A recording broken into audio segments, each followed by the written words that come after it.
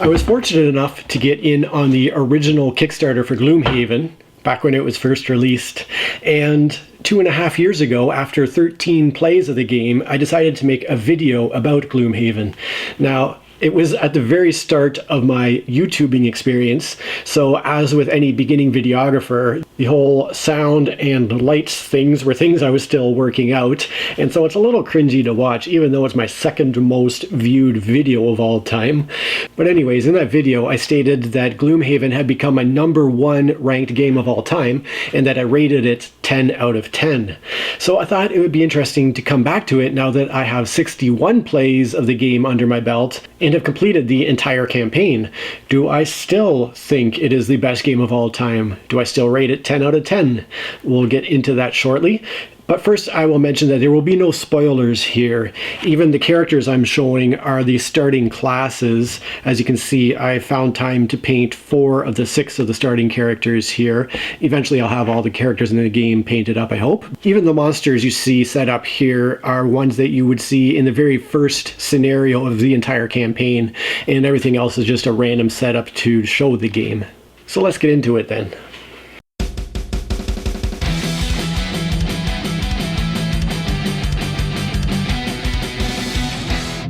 Okay, let's get the negative stuff out of the way first, because there are definitely a few things that I did not love about the Gloomhaven base game campaign. First of all, I mentioned in the original video the setup time and the teardown time, and that just never got easier. Each time that we would sit down to play anywhere from 1 to 3 scenarios, I would have to spend about 45 minutes to an hour setting up the game, and then 45 minutes to an hour cleaning it all up again when we were finished. So that was definitely a deterrent to play the game even more frequently than we did. There were certainly times where we talked about playing, and I was just like, no, I don't have the energy to go through all that setup and takedown. In fact, I sat down and did some quick calculations, and as I mentioned, we've played the game 61 times, and with at least an hour and a half per scenario, sometimes a little bit more, sometimes a little bit less, that equates to roughly 100 hours of playtime, which is astronomical. There's no other game that I've ever played that much in my life. But if we get 2 scenarios played, for instance, with each time that we play, it also works out to close to 50 hours of setup and teardown for those 100 hours of gameplay. So that's a lot of time spent just getting the game ready to play and then cleaning it up afterwards. The second thing that I wasn't a fan of were the puzzles that were sort of scattered throughout the game. You would occasionally find a code that you had to decipher. It would give you perhaps clues to another out-of-game thing that you had to look up or locate, and ultimately we didn't end up cracking whatever this overarching code was. And from what I understand, even playing through the entire base game campaign, you wouldn't solve the whole mystery of this code. This is something that carries on through other expansions apparently, but it ended up being a frustrating experience because at first it was pretty exciting to get a code that you had to crack, and then when you did decipher it, it's like, okay, this doesn't really tell me anything. And overall, we didn't really find that aspect to be very enjoyable, although that's kind of a separate thing from the actual game itself. As far as actual gameplay goes, we didn't really like the very slow progression of everything. I mean, it is an enormous game with tons of scenarios, but even still, it would have been nice to see your characters progress a little bit more quickly, to collect money a bit quicker so that you could buy more interesting things. Everything just happened at a pace that really didn't hold our interest quite as much as we would have liked it to. I'm going to address some workarounds that we came up with shortly here, but I wanted to mention that the whole pace of the overall campaign progression was quite slow. Now here's one of the most disappointing things. As with many board games that incorporate a narrative story element, the story itself wasn't overly compelling. But here's the worst part of it. We were tracking our unlocked scenarios as we were going so that we always knew which scenarios we could potentially go to next when we completed a scenario, and we constantly kept track of what we had available to us. At some point we eventually hit a dead end where there were no more scenarios available to do, and I was like, how does this campaign end exactly? So I actually went on BoardGameGeek.com and asked that very question. How do you know when you've completed the campaign? Because we don't seem to have any more available scenarios that we can get to. And what I was told was there was a specific scenario number that if you completed that scenario, you have completed the campaign. And that's one that we actually had finished sometime prior to that. So without even realizing it, we had completed the campaign. And it was so anticlimactic because it certainly hadn't given us a feeling that, oh, we've wrapped up this grand adventure and have reached a satisfying conclusion, because we didn't even know it was finished at that point. I went back and looked at the scenario to see if we were just dumb and had missed something pretty obvious, but there certainly wasn't this big, exciting conclusion to all of these many, many hours we had spent working through the campaign. Now, there were some other things that just weren't necessarily to our tastes, and we found ourselves incorporating a number of house rules as we went through the campaign. So I'm going to go over those now just to sort of put them out there for people who maybe like to play games in a similar fashion to how we do them. Not everybody likes or appreciates the thought of house rules, but these are addressing issues that we had and that made our play of Gloomhaven more enjoyable for our group. So I think they're worth mentioning. The first is that there's a huge information load as you play this game. There are so many little things to track, so many different stats and different things happening, that we found everything we could do to make the visuals more clear helps to reduce that information load. So let me zoom in again on this little kind of random setup I did to talk about some of the visual things we did to make things easier for us. So the most striking thing you can see here is all this 3D plastic furniture that some friends got me for Christmas, and that really enhanced the visual experience of the game. But beyond that, they really help to show you where the obstacles are that characters normally can't pass through. Even prior to receiving all of these as a gift, I had made some simple foam stands just by gluing layers of foam together in order to raise the obstacles above the ground to make it visually easy to tell what were obstacles on the map that we couldn't just simply walk through. So that was a simple thing I had crafted to make the visual experience a bit easier. I'd also collected some little rocks from our garden and cleaned them up to use instead of the little rock tokens. And prior to owning these plastic doors, I also had some little standees that were door tokens to show when there was a closed or open door here.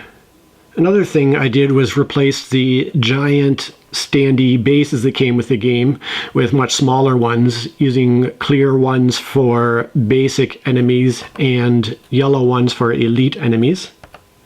And speaking of enemies, probably the most important thing we did was I got a whole bucket of red D12s to mark the life of each of the monster characters. So rather than putting hit tokens on the character when we damage them, we would start with the initial setup. Every one of the enemy characters would start with their full life total indicated on the die, and then as they took hits, we would count them down on the die until they were eliminated. And that made it much easier to tell at a glance which of the enemies was damaged, which were close to dying, which had a lot of health remaining. And then finally on the map, we use these little plastic coin tokens that I had originally gotten from a game called Manila and spray painted to add a more metallic shine to them.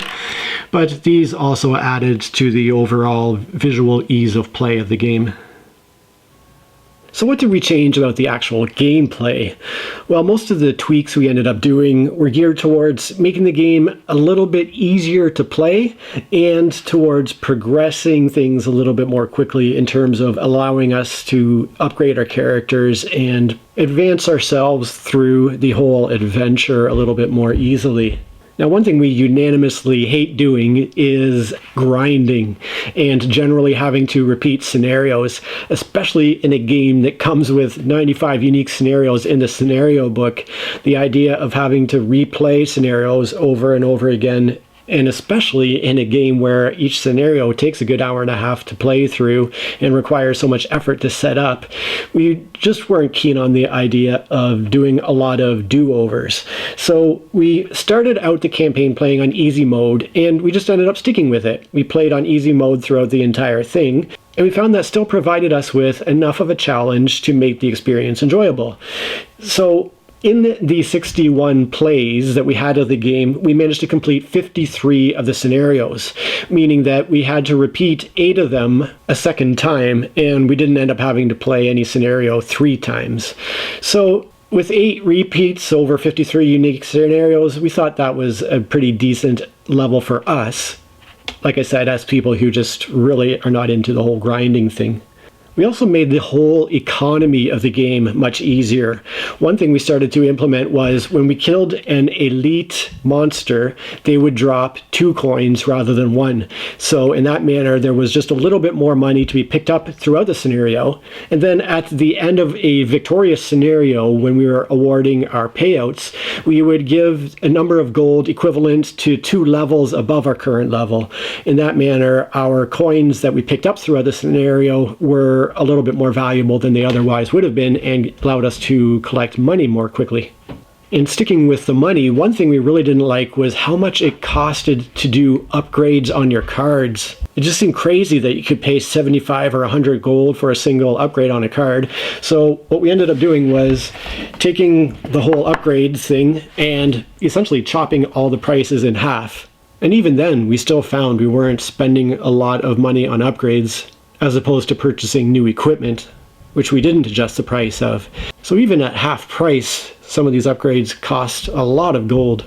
And yet it's one of the cooler things you can do for your character in the game is to do specific upgrades on specific cards that your character uses.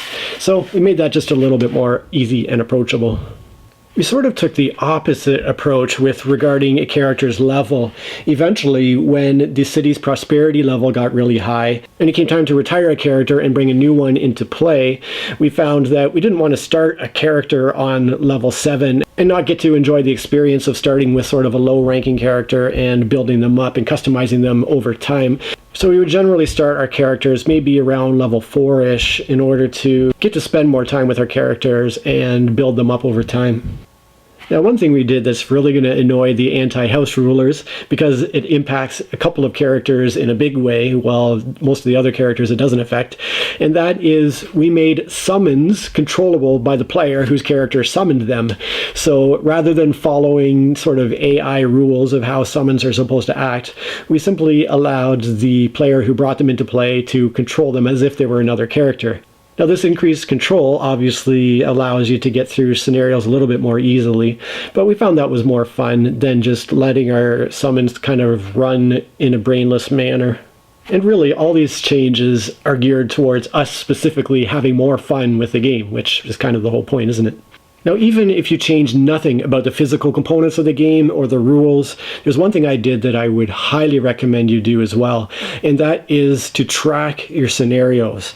So as you play the game, keep track of your completed scenarios, keep track of every scenario you've unlocked or revealed, and which ones you currently have access to because of the party awards or whatever other things that give you access to the scenarios, and which ones are currently locked to you.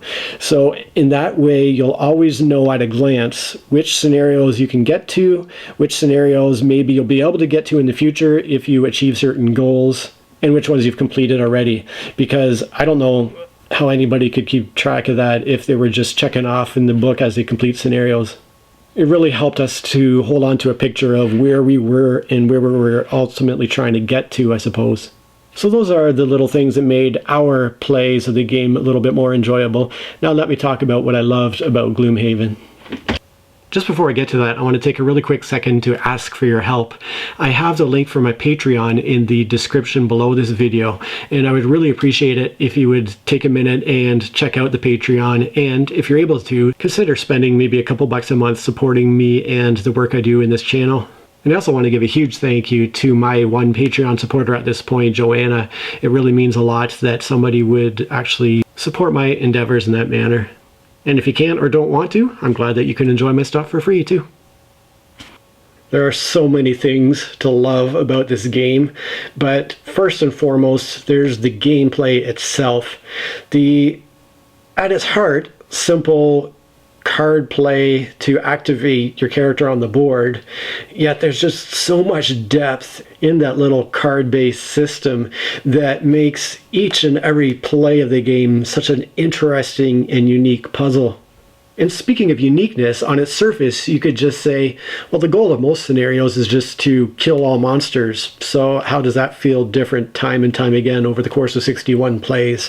But the fact that there are such a huge amount of different monster types, and the way each monster type feels so unique and different, even if all you're doing is killing monsters, depending on which type of monsters you're facing that given scenario or which combination of monsters you're facing, it makes for a different puzzle each time. Not only that, but one of the most exciting parts of the game is the fact that each of these little characters you play feels so different. When you start a new character and retire an old one, you do miss the old character, but on the other hand, it's exciting to dive into your new character and say, how can I get the best out of this character? Because it's going to feel very different from the one I just finished playing. It's a new whole set of variables to explore. And yet it's amazing how when you play with a couple of friends and put them together, they just mesh so well together. And that gets me to the final point, which is the cooperative nature of the game. It feels like such a true cooperative game because each character has their own very unique strengths and weaknesses.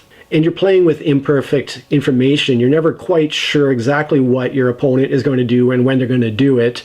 So in combination with all the little variables of the monsters and the board you're playing on and your scenario goals, you really have to work well together to get through it and accomplish your tasks. So between the extremely clever mechanisms and gameplay, the huge vastness of the game that adds so many unique variables and makes each play of it feel so different, and the fact that it all comes together in this amazing cooperative experience really has all worked together to keep Gloomhaven as my #1 game of all time. And despite its little quirks and annoyances, I still rate it 10 out of 10. Now you may be thinking, well, you've just gone over some things you don't like. How can you give it a perfect rating? And the answer is, because it's my rating, and I can give whatever I like for the rating. And for me, it really is a game that deserves that perfect score. But here's the really heartbreaking thing. In my original Gloomhaven video, I talked about the ways in which Gloomhaven was helping me to overcome certain struggles I was having with PTSD. And now I find myself in the most horrible position of having lost my wife, and along with her, the one friend that we were playing through Gloomhaven with. So with those two loved ones being out of my life now, we only actually completed one scenario of the expansion Forgotten Circles, and we won't be getting back to that together again. So if I do continue through the Forgotten Circles campaign, it's going to have to be a solo experience. And it's just going to be awfully hard to do that after having experienced the entire thing up to this point with those two people. Plus, do I want to do all that setup and teardown for just myself? I don't know about that. If the three of us were still playing through it together, it would be a no-brainer to go in on the current Kickstarter for the, I think it's Frosthaven that they're doing next. That'll be an easy decision to kickstart that, but since I'm on my own with it, for now I'll just stick with the Forgotten Circles campaign and see if I end up trying it out solo or not. So now all my memories of the game are very bittersweet, but I just really appreciate Gloomhaven for being the true masterpiece that it really is. The preceding video has been brought to you free of charge by me, Josh. The only thing I ask in return is that you could do one of the following: give me a thumb up, push the subscribe button, or share the link to this video with somebody who you think would enjoy it. Cheers. And that as I mentioned, I'm going to address some workarounds that we came.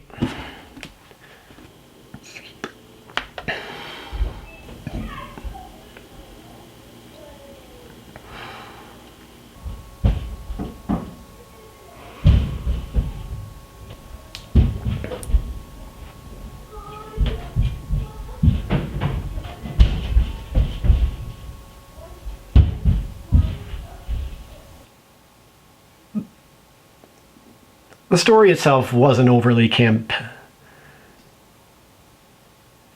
it didn't to weed more.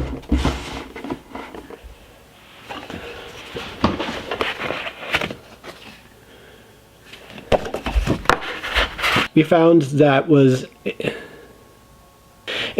that still provided enough, and it came time to retire a character and bring in. And speaking of uniqueness, is the fact that each of your little individual